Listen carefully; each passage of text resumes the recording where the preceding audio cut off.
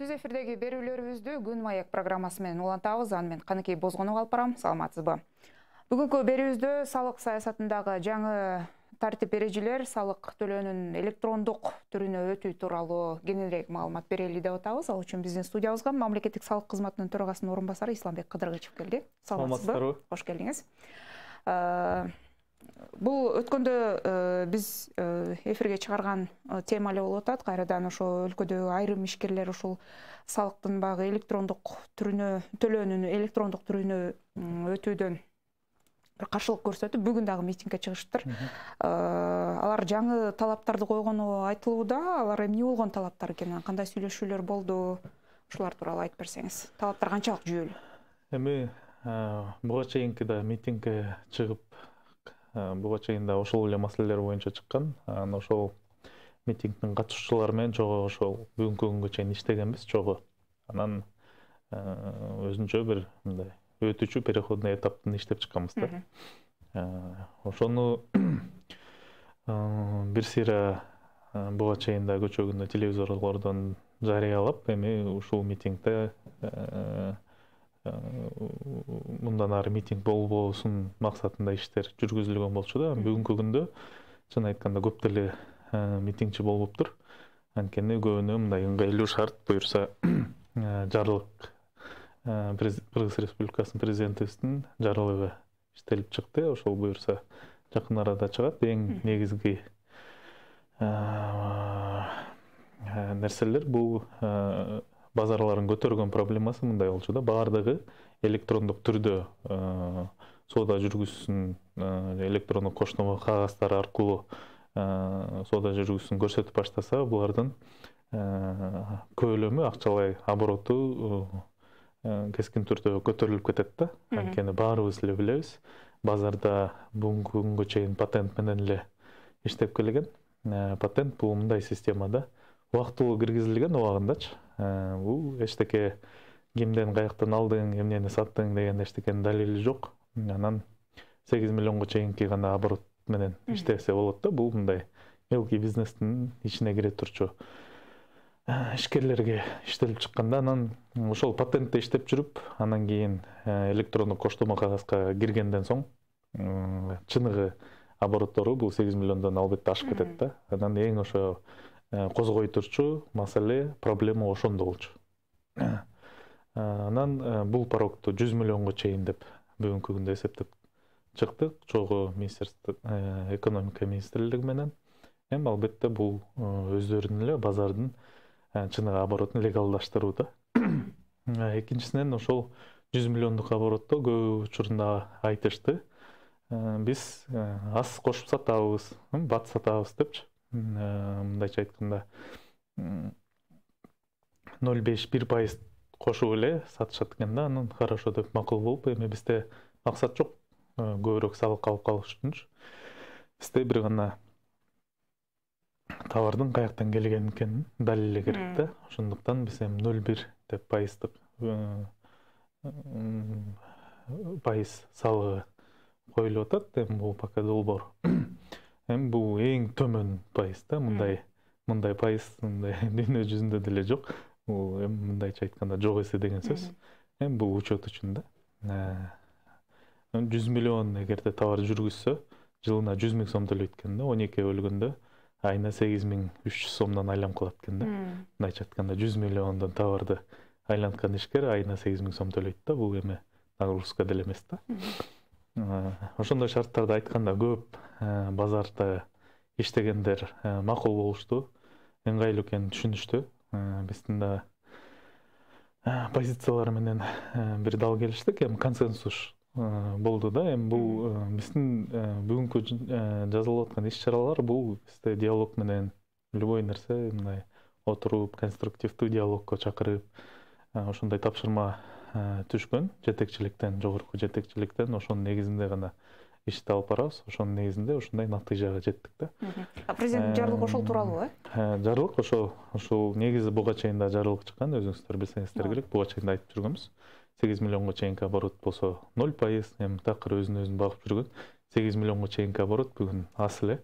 Эми алар салыктан бошотулган.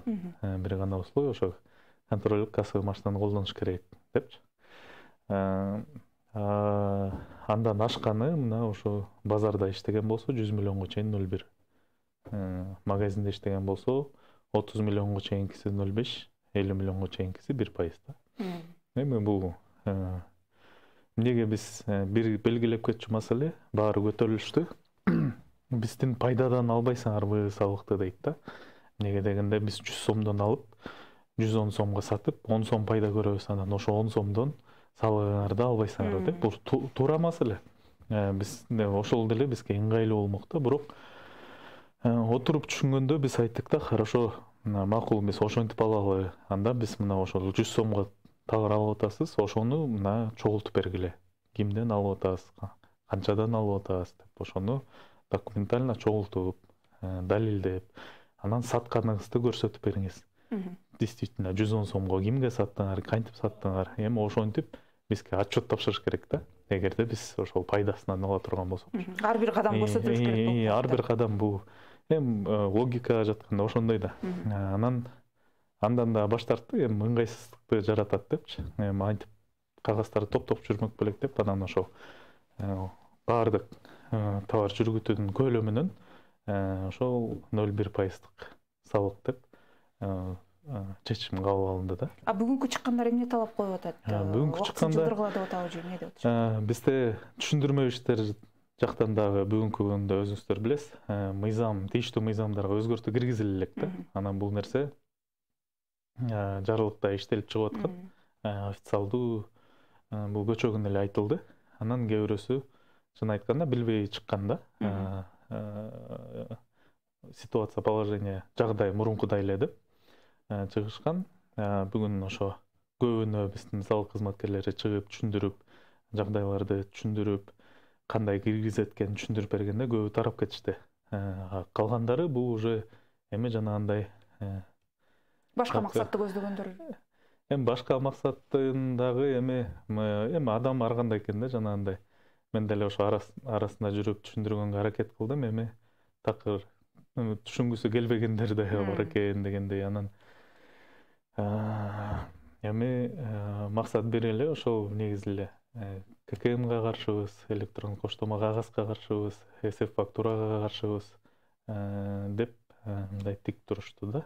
Эч бир кандай жеңилдикти айтсак, келгиле сүйлөшөлү. Биз давай силердин проблемаларды давай чогуу чечели. Бизге учет керек. Анда силер сунуштай алгачы кандай кылалы десек, ал жактан да жок да, бизге патент эле калтырып коюп болду, бизге эч кимге биз эчтекени көрсөтүп бербейбиз, эметпейбиз. Ушундай максат да. Эми бул эмне максат? Эң көйгөйлүү маселелер бизде ошол мун киргизип атканы товарларды ошол туура ар бир этапта көзөмөл да. Товарлардын өзүнүн, ар бир товардын өзүнүн спецификасы бар. Бир определенный температурада сакталыш керек, определенный бекитилген тартипте товарды бир точкадан бир точкага алып барылыш керек дегендейчи. Ошол процесстер бизде көп учурда бузулууда да. Андан тышкары эми бир товар келдиби, өзүнүн мөөнөтү бар, бир 3 айлык срок годности деп коет го. Ошол 3 айдан ашып кеткенде деле сатылып аткан товарлар бар, аны баарыбыз билебиз да. Бул эми биздин ден соолугубузга зыян. Ошол үчүн эң негизги бизде ошол салыкты нагрузкасын деле көтөрөйүн деген максат жок. Эми болушунча жеңилдетип мына 0,1ге чейин түшүрүп, бизге ошо учет керек деп түшүндүрө алдык да. Бул тамак аш коопсуздугуна дагы тиешелүү нерсе экен. Тамак аш коопсуздугуна тиешелүү. Негизи эле эми үй бүлөдө деле мындай ар бир нерсе саналып турса, учет турса, эми ошол үй бүлөдө мындай тынчтык жана өнүгүү болот да. Ошондой эле маселе да. Мисалы пандемия учурунда деле көрсөткөн кээ бир товарлар, например, Кликсан дарысын деп мисалга катары, бир фирма ошол Кликсанды чогултуп өзүнө складына сактап алган да. Мамлекетке көрүнбөйт бул кимде экенчи. Анан Кликсан дефицит болду, баары сурады, баасы көтөрүлүп кетти. Көтөрүлгөндөн кийин тарс деп аны Кликсанды аябай көтөрүлгөн баада сатты да. Анан бул ушундай учурда, ушундай жагдайларда дагы биз мамлекет көзөмөлгө алмакпыз да. Кийин жанагындай искусственно деп коет. Бааларды көтөрүп атат, өзүнө Товарлардын сактап атат. жүгүртүүсү дагы көзөмөлгө алынат. Жүгүртүүсү да көзөмөлгө алат да. Эми ошол учет болмойун бизде порядокто болбойт. Эми ушундай улам кайталана берген нааразычылыктардан улам кайра башынан айтканга түшүндүргөнгө туура келип атат да, бул ККМ деген эмне, ал эмне үчүн керек, мамлекетке, элге эмне пайдасы бар, ишкерлер үчүн артыкчылык жактары барбы деген маселени. Бул ККМ деген эң негизги бул воспитание, салыктык грамотностьту көтөрүү.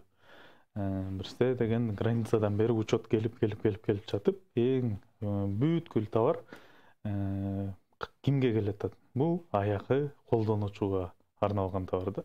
Эмне товар келбесин, эмне эметпесин, муну бир адам магазинден алат. Ошол учурда ошол ККМ аркылуу ушул товар чыгып кетет да, колдонулду депчи.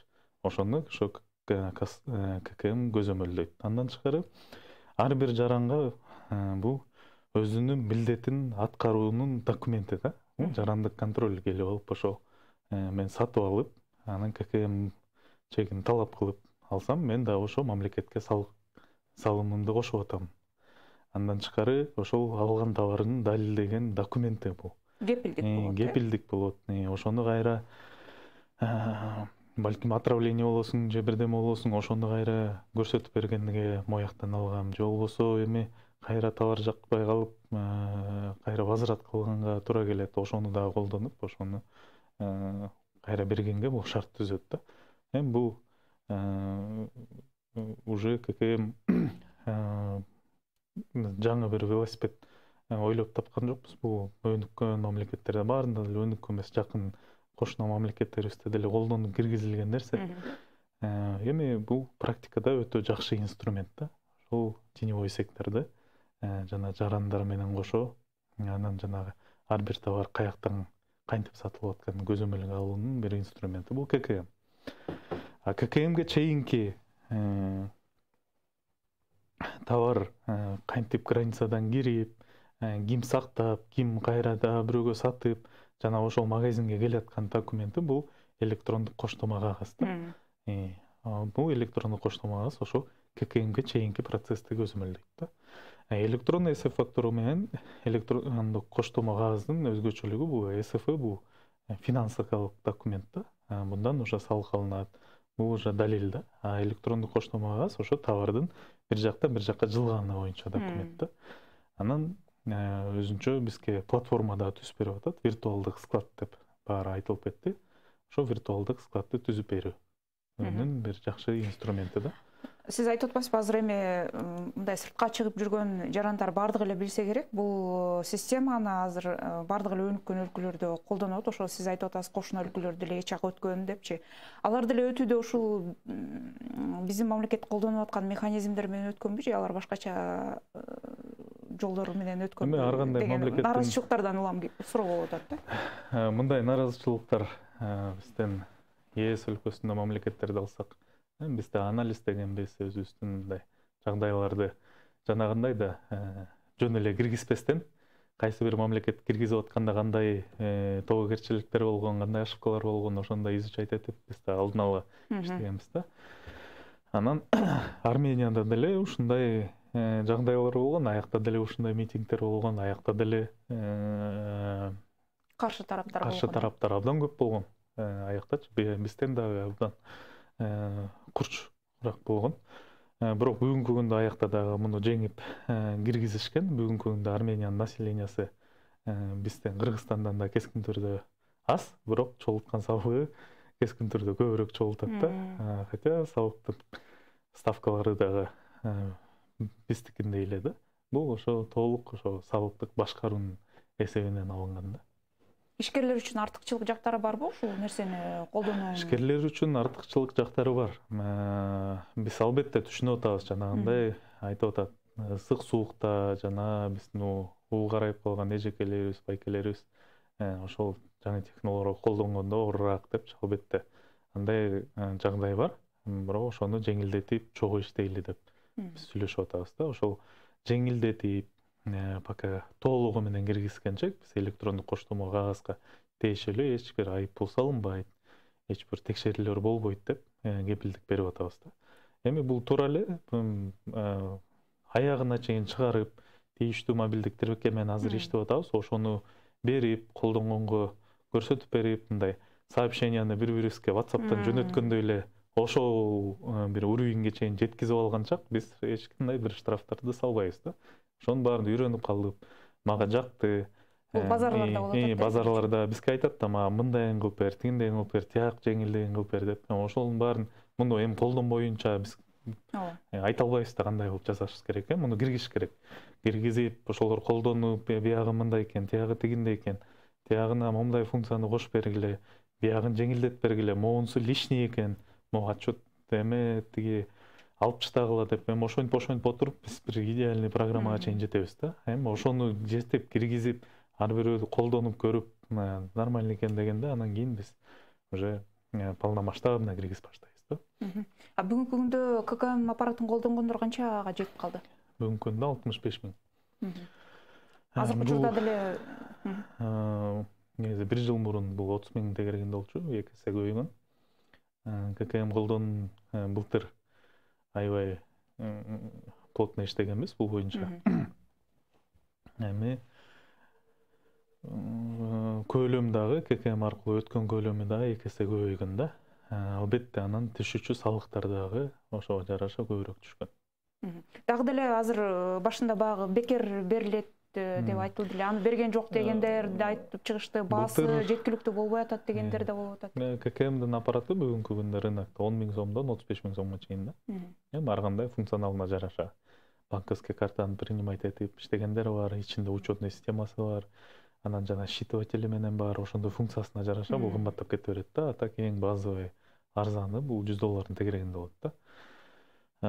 Экинчисинен акысыз ККМдер боюнча былтыр министрлер кабинетинин чечими менен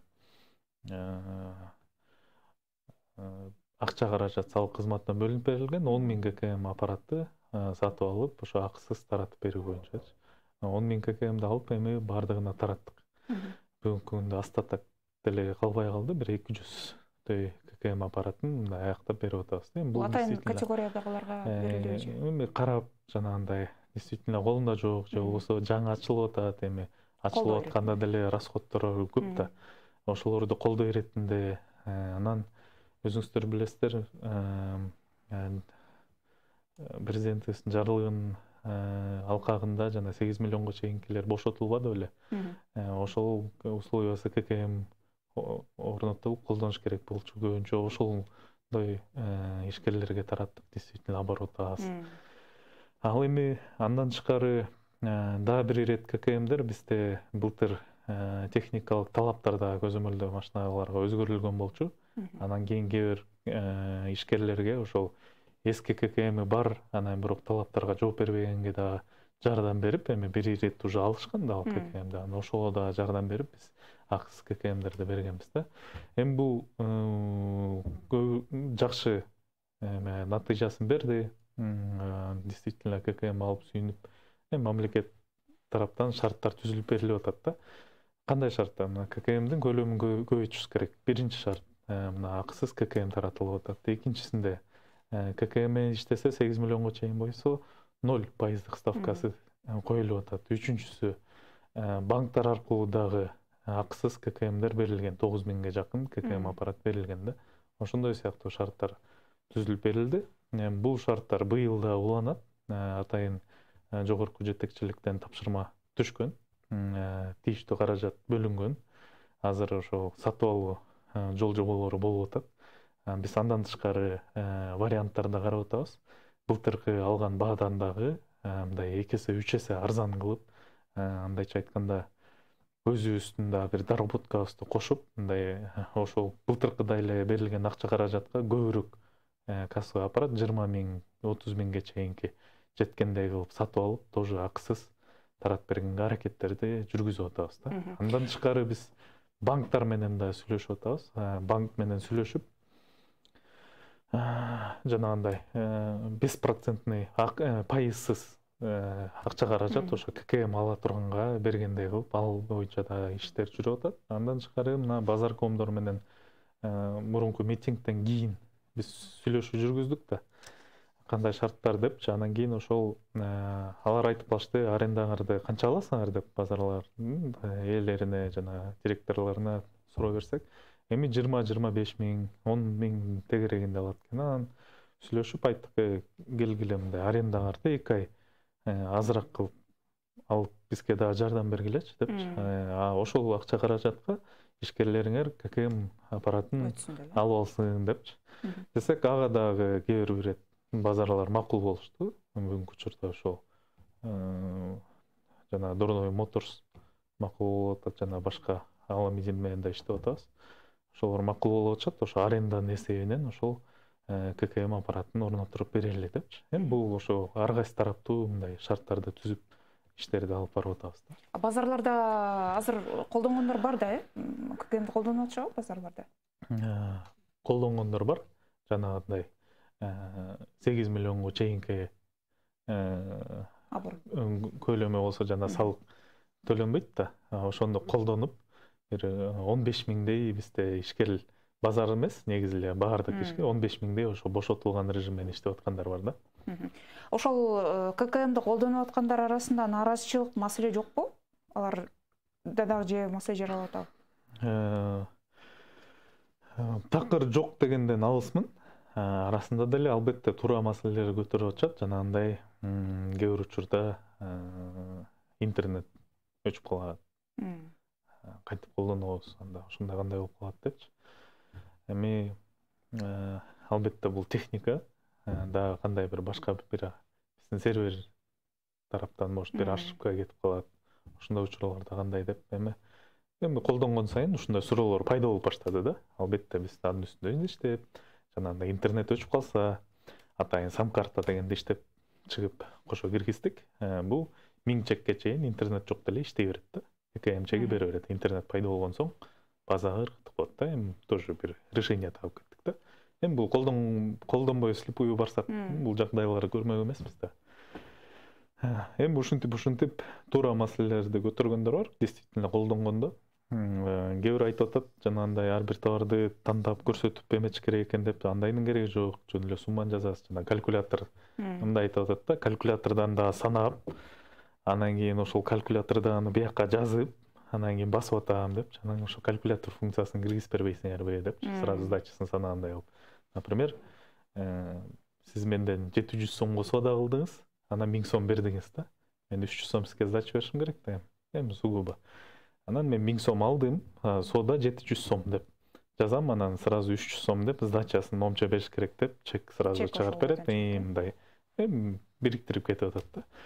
Ошондой сыяктуу маселелер киргизгенден соң чыга берет, эми аны четинен чечип кете беребиз. Ошол эле учурда ККМден баш тарткандарга чара көрүү боюнча дагы маселе бар да. Эми биякта эки тараптуу иш жүргүзөбүз. Кээ бир учурунда эми баш тартканды такыр эле мен колдонбойм, мыйзам бузам, мыйзам бузуп эле иш алып барам десе, анда албетте биз тийиштүү чараларды көрөбүз. Эгерде чындыгында ККМ алып мындай иштесем туура эмес болуп калат экен, мындай мага жагдайларды пайда болуп атат, мына мен аракет кылып атам, же ККМге заявка таштагам, келбей атат жана башкалар болсо, алар боюнча албетте биз эч кандай бир айыппулдарды салбай, чогуу иштеп, жардам берип, ошого даярбыз да, ошентип эле иштейбиз деген максаттарды койдук. Андан тышкары ошол ККМди колдонбогондо бизде бүгүнкү күндө 13 миң сом айыппул да. Бирок убакыт берилген, аны дагы тапшырмага ылайык бүгүнкү учурда азыр дагы салык кодексинде өзгөртүүлөрдүн киргизүүнүн алкагында дагы долбоордо камтылган 15 күндүн ичинде 70% скидка көрсөтүлгөн төлөсө. Андан тышкары ошол 13 миң сомдук штраф 5 миң сомго чейин түшүрүлүп атат. Андан тышкары биринчи келип ошону байкаса, биринчисинде жөн эле эскертүү баракчасы болуп атат. То есть биринчи келип эскертүү. Ошол эле нарушение кайра экинчиде чыгып калса, мурункудай 13 миң сом штраф эмес, 5 миң сом. Ошонсо дагы ошол 5 миң сомду жанагындай 70% скидка менен төлөгө мүмкүнчүлүк. Бул жактан дагы жеңилдетүүлөрдү шарттарын түзүп келип атабыз. Кыскача жыйынтыктоочусуз мүмкүн ишкерлерге кайрылуу. Эми ишкерлерге кайрылат элем.